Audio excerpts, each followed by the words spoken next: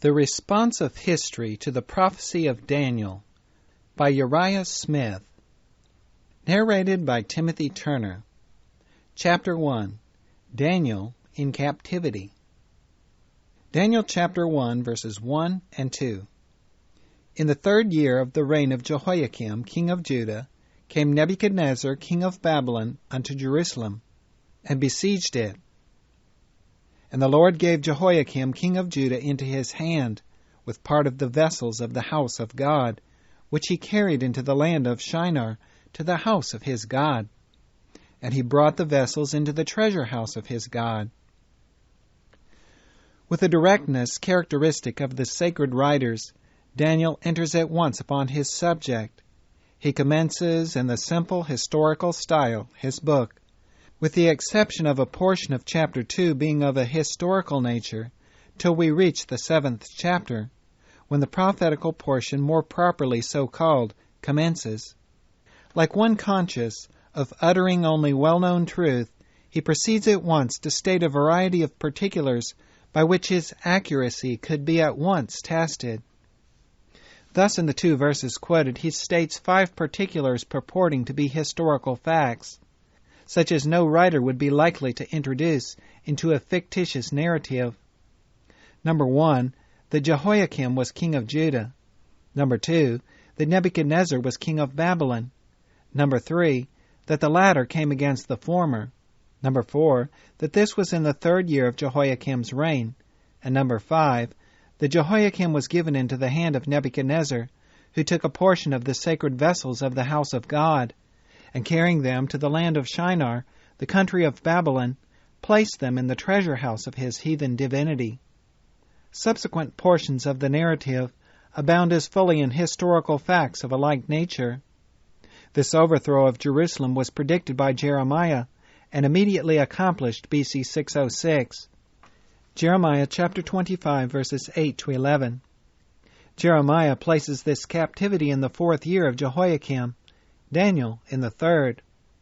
This seeming discrepancy is explained by the fact that Nebuchadnezzar set out on his expedition near the close of the 3rd year of Jehoiakim, from which point Daniel reckons, but he did not accomplish the subjugation of Jerusalem till about the 9th month of the year following, and from this year Jeremiah reckons.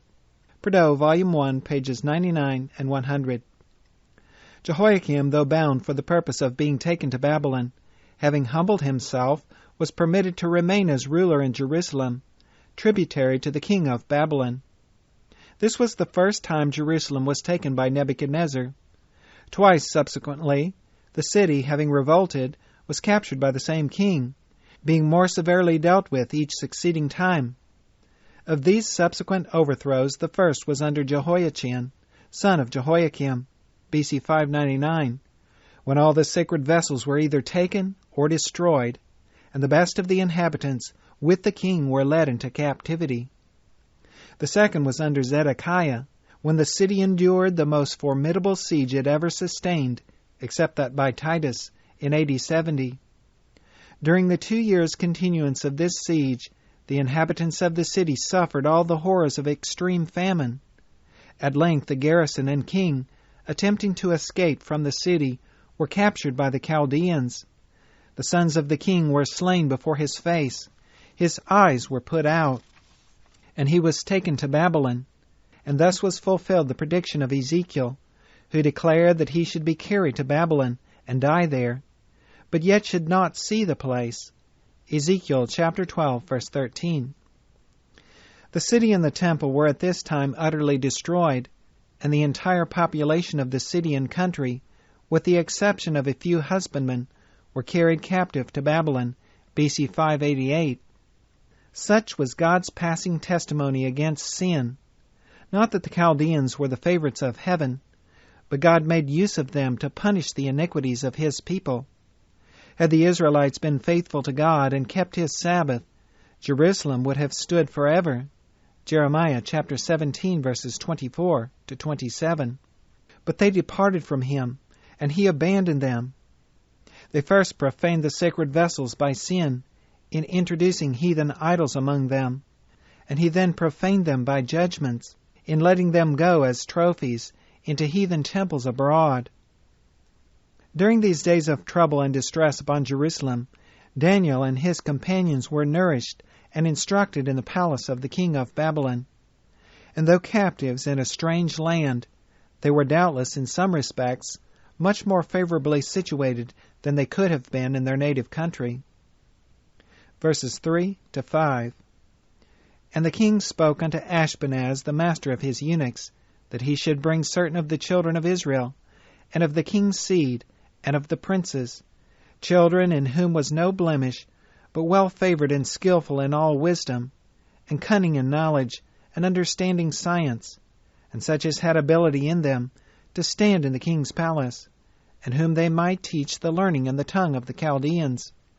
And the king appointed them a daily provision of the king's meat, and of the wine which he drank, so nourishing them 3 years, that at the end thereof they might stand before the king.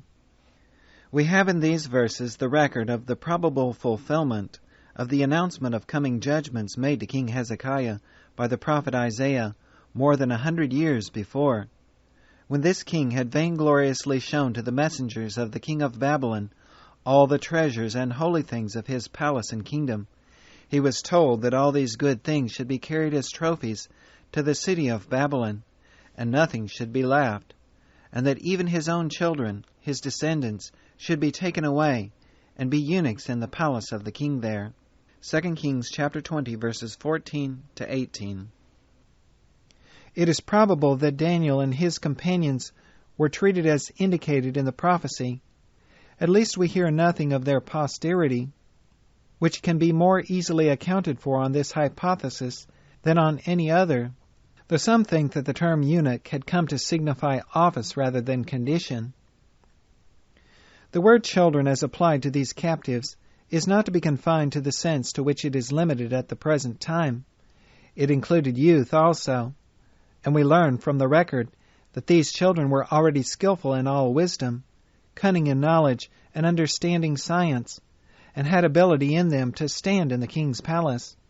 In other words, they had already acquired a good degree of education, and their physical and mental powers were so far developed that a skillful reader of human nature could form quite an accurate estimate of their capabilities. They are supposed to have been about 18 or 20 years of age.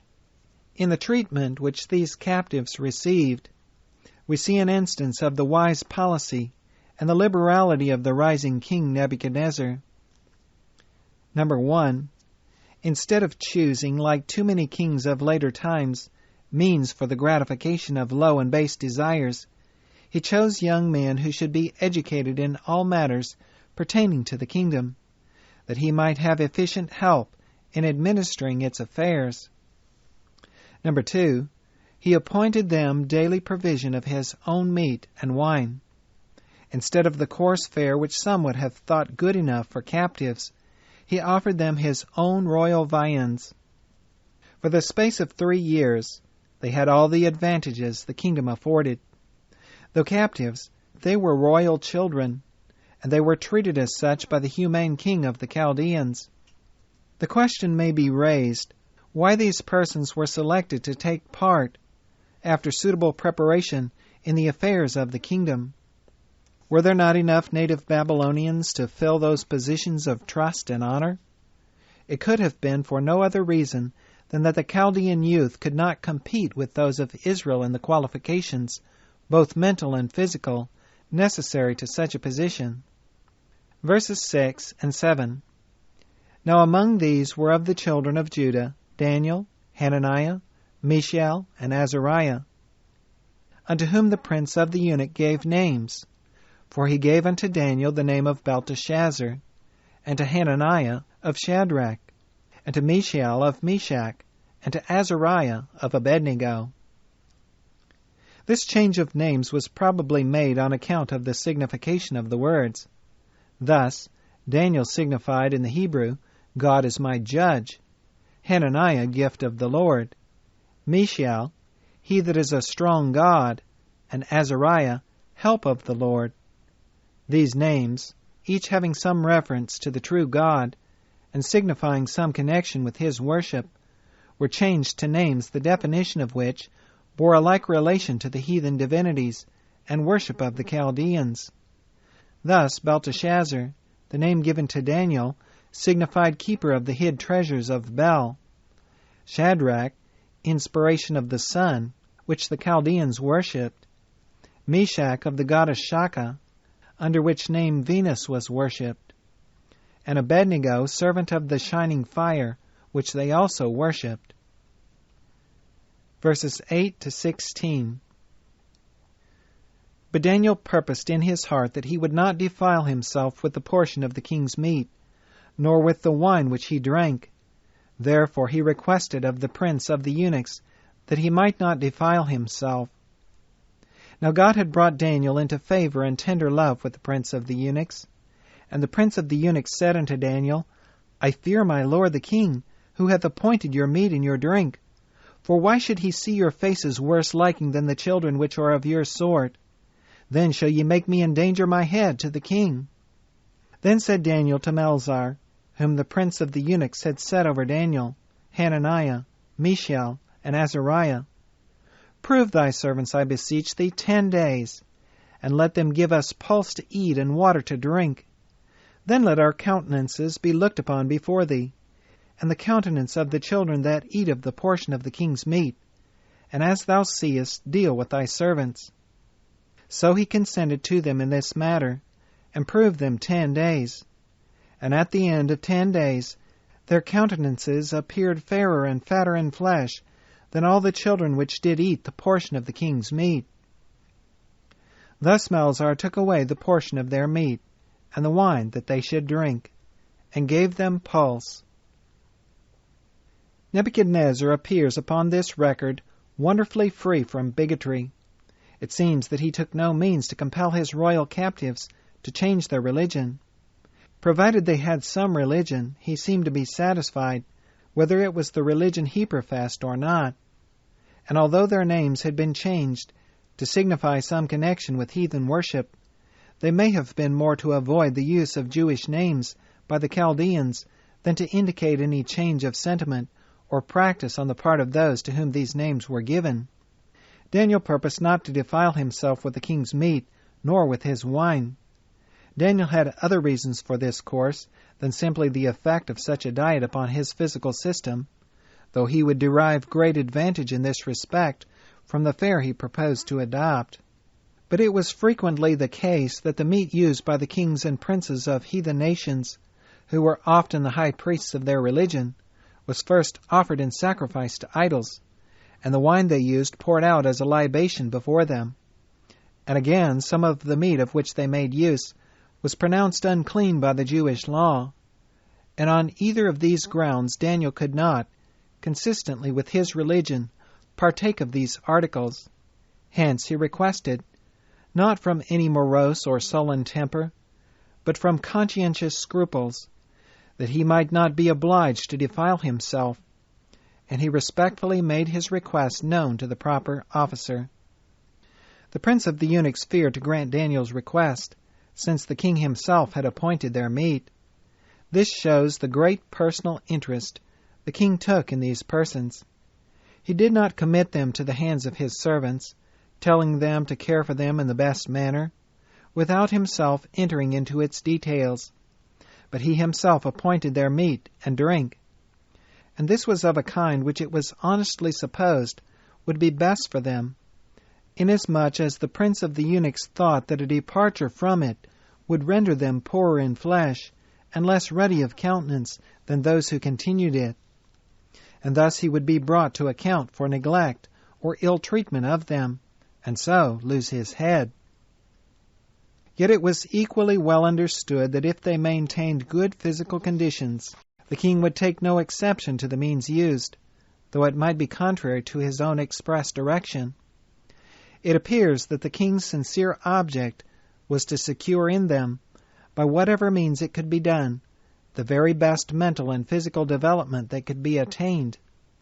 How different this from the bigotry and tyranny which usually hold supreme control over the hearts of those who are clothed with absolute power. In the character of Nebuchadnezzar we shall find many things worthy of our highest admiration. Daniel requested pulse and water for himself and his 3 companions. Pulse is a vegetable food of the leguminous kind, like peas, beans, etc. Bagster says zeroim denotes all leguminous plants, which are not reaped but pulled or plucked, which, however wholesome, were not naturally calculated to render them fatter in flesh than the others. A 10 days' trial of this diet resulting favorably, they were permitted to continue it during the whole course of their training for the duties of the palace. Their increase in flesh and improvement in countenance, which took place during these 10 days, can hardly be attributed to the natural result of their diet, for it would hardly produce such marked effects in so short a time. Is it not much more natural to conclude that this result was produced by a special interposition of the Lord, as a token of His approbation of the course on which they had entered, which course, if persevered in, would in process of time lead to the same result through the natural operation of the laws of their being? Verses 17 to 21. As for these 4 children, God gave them knowledge and skill in all learning and wisdom, and Daniel had understanding in all visions and dreams. Now at the end of the days, that the king had said that he should bring them in, then the prince of the eunuchs brought them in before Nebuchadnezzar, and the king communed with them. And among them all was found none like Daniel, Hananiah, Mishael, and Azariah. Therefore stood they before the king, and in all matters of wisdom and understanding that the king inquired of them, he found them 10 times better than all the magicians and astrologers that were in all his realm. And Daniel continued even unto the 1st year of King Cyrus. To Daniel alone seems to have been committed an understanding in visions and dreams. But the Lord's dealing with Daniel in this respect does not prove the others any the less accepted in His sight. Preservation in the midst of the fiery furnace was as good evidence of the divine favor as they could have had. Daniel probably had some natural qualifications that peculiarly fitted him for this special work. The same personal interest in these individuals heretofore manifested by the king, he still continued to maintain. At the end of the 3 years, he called them to a personal interview. He must know for himself how they had fared, and what proficiency they had made. This interview also shows the king to have been a man well versed in all the arts and sciences of the Chaldeans, else he would not have been qualified to examine others therein. As the result, recognizing merit wherever he saw it, without respect to religion or nationality, he acknowledged them to be 10 times superior to any in his own land. And it is added that Daniel continued even unto the 1st year of King Cyrus. This is an instance of the somewhat singular use of the word unto or until, which occasionally occurs in the sacred writings.